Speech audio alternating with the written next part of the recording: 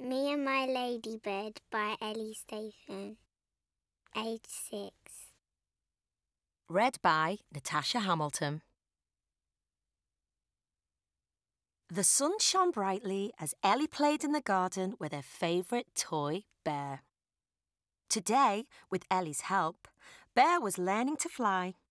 With his furry arms outstretched, Bear was effortlessly performing gravity-defying loop-the-loops when Mum called her.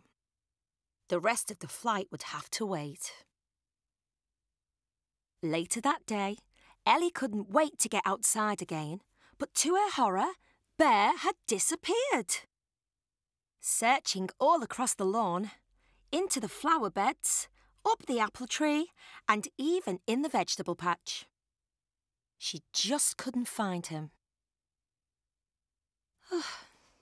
Where is he? Thought Ellie. Frustrated, she didn't know where to look next. There was only one thing left to do. "Mum!" she shouted. "Have you seen Bear?" Mum was in the kitchen making lunch. "No, Ellie, I haven't. Don't worry, he'll show up." Just then, a little voice squeaked nearby. Excuse me. Its owner was tiny, bright red, with big black spots. It was a ladybird. Taken aback, Ellie whispered, "Who are you?" I couldn't help overhearing your problem. I can help. My name is Lily. Ellie thought a talking ladybird was almost as amazing as Bear. Would you like to fly with me and we can search the garden together? Lily went on. Ellie was very confused, but had always dreamt of flying. "Yes, please," she replied, "but I'm going to ask Mum first." Ellie asked Mum if they could search the garden together. Her mum giggled. "With a ladybird? Of course. But I'll be watching you from the kitchen." "Yay!" shrieked Ellie. She told the ladybird the good news and ran out to the garden. If you're going to fly with me, said Lily, you'll need special powers. These will do the trick. They're funky, lightweight, inverse, gravity, height-reducing trousers. That's flight for short, whilst dropping them into Ellie's hand. "What should I do?" Ellie asked. "Just put them on," replied the ladybird. Ellie knew they would never fit her, but amazingly, the trousers seemed to be growing in her hand. Then she realised that the trousers were not getting any bigger. She was getting smaller.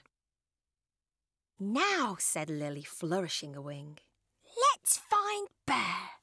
Just make a wish to fly and follow me." Ellie closed her eyes, made a wish, and before she knew it, she was hovering above the ground. "I can't believe I'm flying," said Ellie.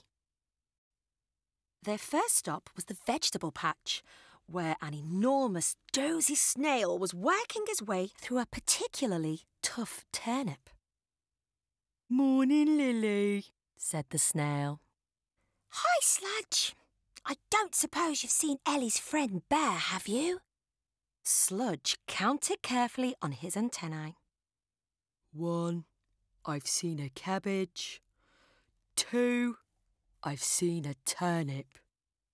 He ran out of antennae to count on. "Nope, that's it." Lily frowned. Sludge wasn't going to be much use. Leaving Sludge, they flew high into the air, giggling through a confetti trail of falling leaves, and landed softly on a branch. They'd reached the apple tree, where Swampy the worm was eating his tea. Again, Lily asked if he had seen Bear. "Funny you should say that," Swampy said between munches. "I'm usually under apple, you see. It's a full-time job, being a tunnelling worm, and that. I was up here yesterday, having my break, like I am now, you know. And I sees this enormous bear flying about. Can you imagine a flying bear? No, it's all wrong. And he just flies off towards the fence. Definitely. I don't know where he landed, though. I was on my break, see? Lily had a feeling that Swampy spent a lot of his time on his break. But this was useful information, and they flew off once more. They landed by the fence just behind the shed. Lines of ants were busily building their home. There was a new animal nearby earlier, said one. Yes, a huge new animal, chirruped another. Wouldn't help us build, though. Just ignored us, said the first. Just ignored us, squeaked the second. Not so much as a good morning. Very rude, explained the first. Very rude, echoed the second. Quick, shouted Ellie. I know it's him! Dashing along the fence, suddenly Lily skidded to a stop. The cat was on her daily prowl by the pond. I can see him. There he is, whispered Ellie. Spotting Bear sat amongst the reeds. But how will we get past Romeo unseen? I don't know, said Lily. We may have to wait. But as if by magic, drops of rain started falling, and Romeo, who hated getting wet, sped away at top speed. It wasn't easy navigating their way through the large drops of water. But luckily, by now, Ellie had lots of flying practice.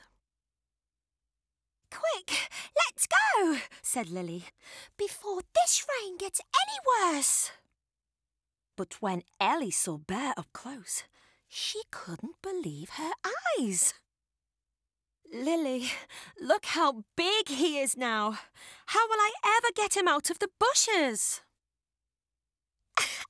Easy, Lily laughed. Just make a wish. And so, Ellie closed her eyes and wished as hard as she could to be big again. And when she opened her eyes, she had grown back to her normal size. Ellie realised that what had seemed to be a storm when she was small was in fact only a light shower. She was happy to see the sun shining again. She spent the rest of the day introducing Bear to the different insects in the garden and thanking them for all their help. And as the sun went down, Ellie and Lily, who were now friends forever, taught Bear how to loop the loop, while the other insects happily buzzed, chirruping and chatting as they went about the rest of their day. The end.